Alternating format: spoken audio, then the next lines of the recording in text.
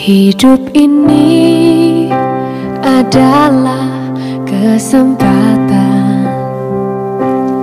Hidup ini untuk melayani Tuhan. Jangan sia-sia. Shalom pemirsa, sebelum mendengarkan firman Tuhan hari ini, kita sama-sama berdoa. Bapa yang baik yang bertahta dalam kerajaan surga, kami mengucap syukur Tuhan buat berkat yang boleh kami rasakan hingga saat ini.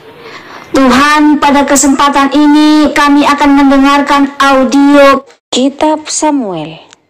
Kiranya firman-Mu ini boleh menjadi berkat bagi kami dan nama Tuhan yang dimuliakan. Kiranya Tuhan memberkati kami dalam kehidupan kami. Mohon ampun dosa pelanggaran kami, karena kami berdoa dalam nama Yesus yang menebus kami dalam dosa.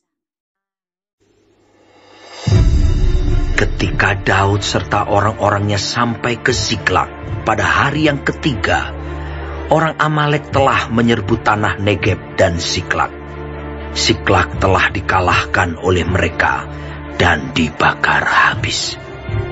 Perempuan-perempuan dan semua orang yang ada di sana, tua dan muda, telah ditawan mereka.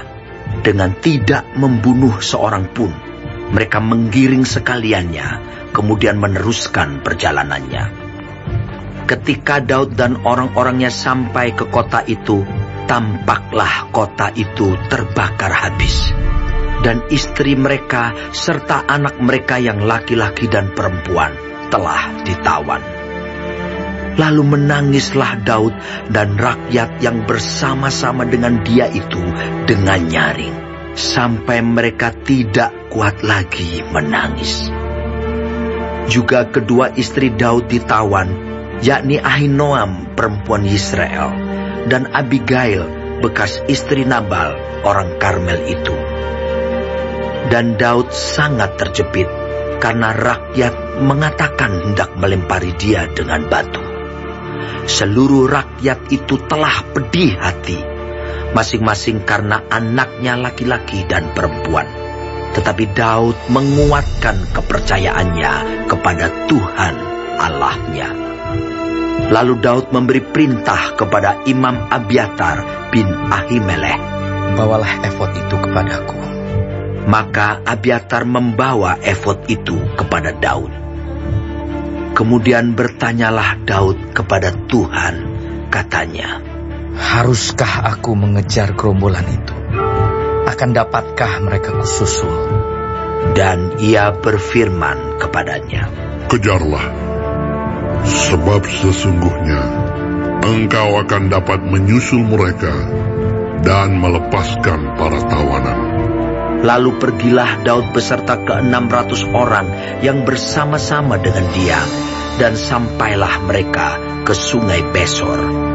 Sementara orang-orang yang mau tinggal di belakang berhenti di sana. Maka Daud melanjutkan pengejaran itu beserta 400 orang.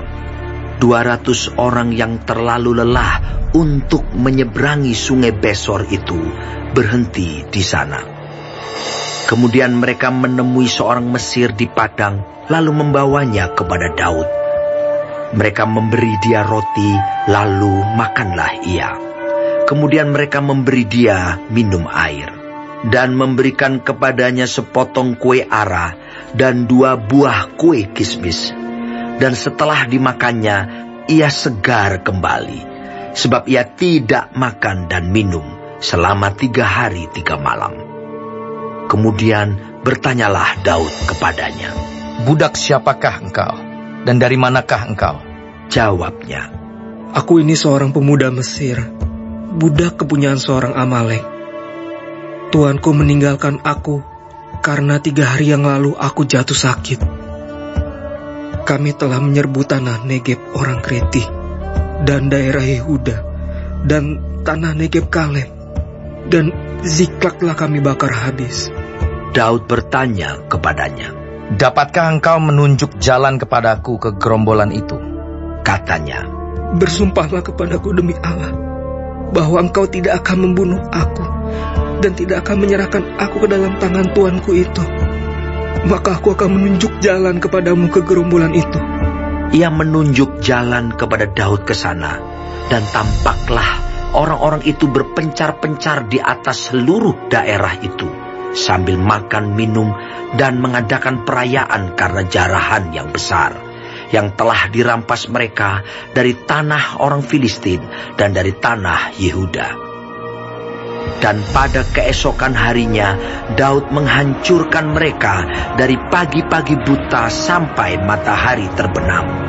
Tidak ada seorang pun dari mereka yang lolos, kecuali 400 orang muda yang melarikan diri dengan menunggang unta. Daud melepaskan semua apa yang dirampas oleh orang Amalek itu. Juga kedua istrinya dapat dilepaskan Daud. Tidak ada yang hilang pada mereka, dari hal yang kecil sampai hal yang besar, sampai anak laki-laki dan anak perempuan, dan dari jarahan sampai segala sesuatu yang telah dirampas mereka. Semuanya itu dibawa Daud kembali. Daud mengambil segala kambing domba dan lembu. Semuanya itu digiring mereka di hadapannya, serta berkata, "Inilah jarahan Daud." Ketika Daud sampai kepada ke-200 orang yang telah terlalu lelah untuk mengikuti Daud, yang telah dibiarkannya tinggal di dekat sungai Besor, maka keluarlah orang-orang ini menyongsong Daud dan menyongsong rakyat yang bersama-sama dengan dia. Daud mendekati orang-orang itu dan memberi salam kepada mereka. Kemudian mulailah berbicara semua orang jahat dan orang dursila di antara orang-orang yang ikut pergi bersama-sama dengan Daud itu. Katanya, "Karena mereka tidak ikut pergi bersama-sama dengan kita, janganlah kita berikan kepada mereka apa-apa dari jarahan yang kita selamatkan itu, kecuali kepada masing-masing mereka, istrinya dan anak-anaknya. Itu boleh mereka bawa, dan biarlah mereka pergi." Tetapi Daud berkata, "Janganlah kamu, saudara-saudaraku, berbuat demikian dengan apa yang diberikan Tuhan kepada kita, sebab Ia telah melindungi kita dan menyerahkan ke dalam tangan kita gerombolan yang menyerang kita. Siapa yang mau mendengarkan kamu dalam perkara ini? Sebab bagian orang yang tinggal di dekat barang-barang adalah sama seperti bagian orang yang pergi berperang. Itu akan dibagi sama-sama." Dan demikianlah halnya sejak hari itu dan seterusnya. Hal itu ditentukannya menjadi ketetapan dan peraturan bagi orang Israel sampai sekarang. Ketika Daud sampai ke Ziklag, dikirimnyalah sebagian dari jarahan itu kepada para tua-tua di Yehuda, kepada teman-temannya dengan pesan, "Inilah pemberian kepadamu dari jarahan yang dirampas dari musuh Tuhan." Yakni kepada yang di Betel, kepada yang di Ramot di tanah selatan, kepada yang di Yatir, kepada yang di Aroer, kepada yang di Sifmot, kepada yang di Estemoa, kepada yang di Rahal, kepada yang di kota-kota orang Yerahmeel, kepada yang di kota-kota orang Keni, kepada yang di Horma, kepada yang di Bor Asan, kepada yang di Atah, kepada yang di Hebron, dan kepada segala tempat di mana Daud dengan orang-orangnya mengembara. Baik, sebelum mengakhiri firman Tuhan hari ini, kita sama-sama berdoa. Bapa kami yang di surga, dikuduskanlah nama-Mu. Datanglah kerajaan-Mu. Jadilah kehendak-Mu di bumi seperti di sorga. Berikanlah kami pada hari ini makanan kami yang secukupnya, dan ampunilah kami akan kesalahan kami, seperti kami juga mengampuni orang yang bersalah kepada kami. Dan janganlah membawa kami ke dalam pencobaan, tetapi lepaskanlah kami daripada yang jahat, karena Engkaulah yang empunya kerajaan dan kuasa dan kemuliaan sampai selama-lamanya. Amin. Terima kasih pemirsa telah mendengarkan firman Tuhan hari ini. Sampai ketemu besok hari. Terima kasih. Tuhan